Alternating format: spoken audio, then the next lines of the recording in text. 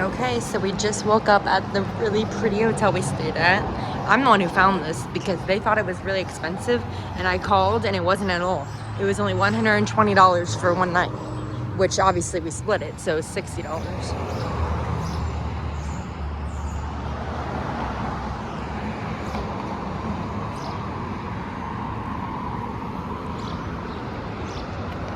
Oh wow, trivia night.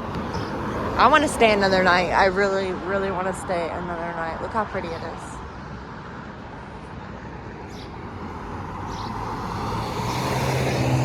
It's such a cute town. I want to live here. I love it. I'm gonna go down here and see what this says, but I am on my way to breakfast. Okay, and they have apple butter. I love when they have apple butter. Now I'm gonna get a biscuit. Yeah, see, that's what they were supposed to do.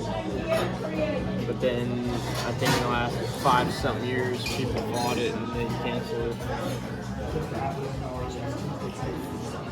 Okay, now we're going shopping. I love the top of this building. We're going around. I'm looking for the thrift stores. I really wanted to go thrifting. I love the bottom of this building. This whole building is so cute. Look at the green tile. I love that color. What a cute outfit. Okay, now we're stopping to shop a little more. What town are we in, Andrew? Harrison. Yeah, we're still in Harrison. This is my favorite place we've been so far. Harrison, Arkansas. Look how nice this is. It's a little expensive, but I love it. I love it. I love this box, and it's from 1959. And then I love this box too. This mirror. I love this. All this stuff is so cute. I love that. Look. I didn't get any of those boxes, but I think I'm gonna regret it.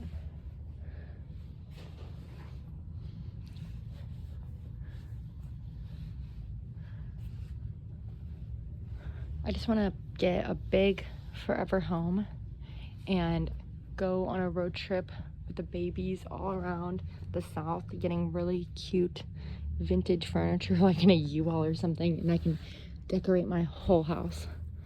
Oh my god, this is so cute. So cute. Look, it's embroidered. And I think you say gingham fabric. That's my favorite.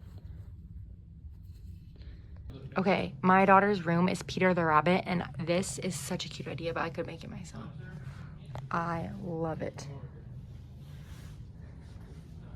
I love looking at ideas for things to sew, and this is a great idea.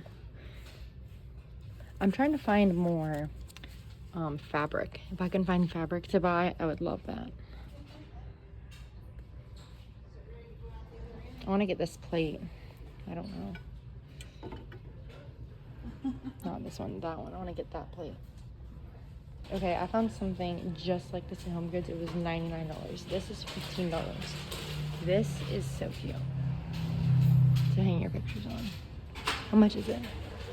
$24 for that. This is so cute. Oh my gosh. This is obviously someone else's, but this is so cute.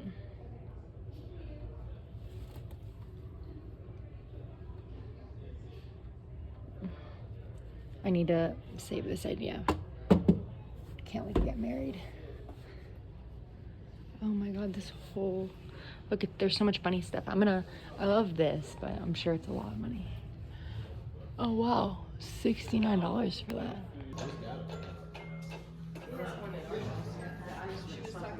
I get some curtains. I'm really looking for curtains. It's really nice here. I've seen a lot of fur coats. Something else I really want to collect is teacups. I want to get a display case.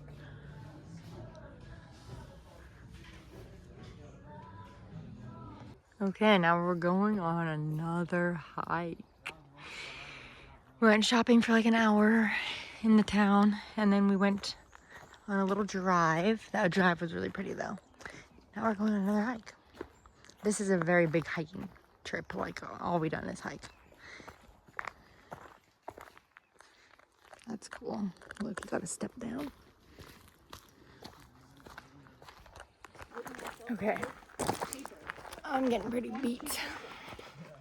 I need like a break. I've been hiking for like 5 days.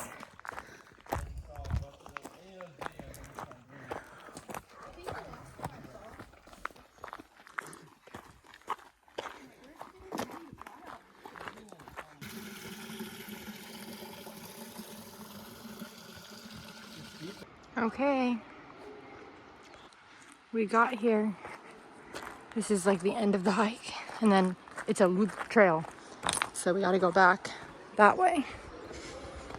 I wanna go swimming in that thing that I recorded. Oh, I don't know if I recorded it. I'll show. Okay. In this big cave, there's water back here. I haven't even seen it yet. So here I go. Okay, so this is the water. I'm the one shining that light. Oh, you can't really see the water. Look, that's all water. Someone's over there.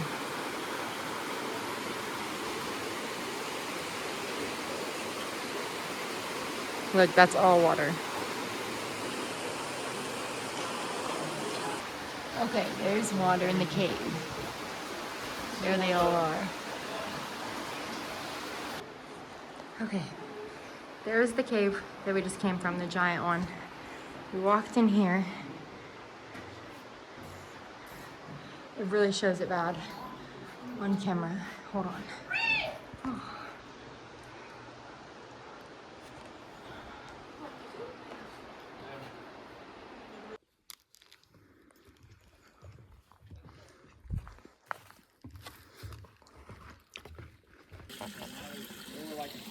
This is what I was talking about. I wanted to swim here.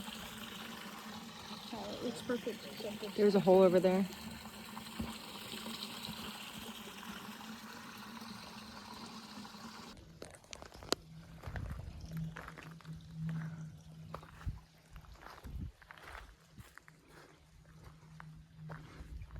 Look at the tiny trail. Woo, don't fall.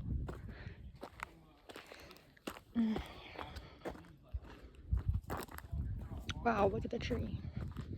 Better keep my eye on the trail. Look, it's a natural bathtub.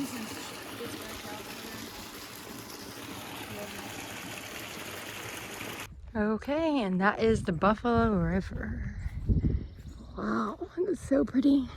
This is a restaurant, but it's not open. Oh wow, it's over there too.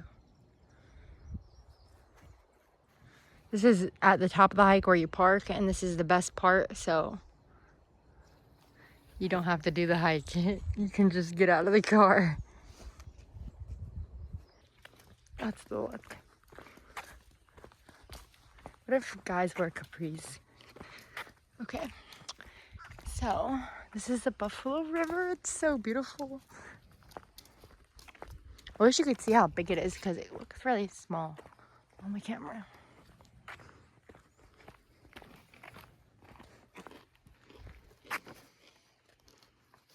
Wow.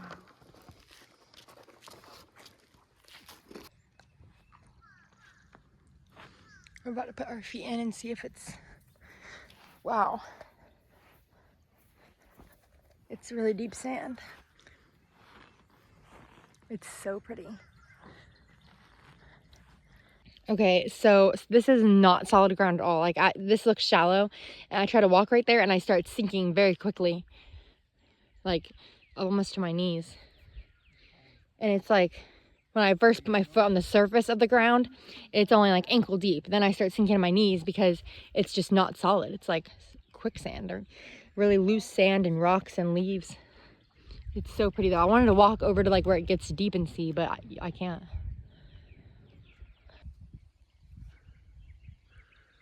Okay, we're swimming in the Buffalo River. It's freaking so cold. Oh, your camera looks way better than mine. That's what 10 years will do. Okay.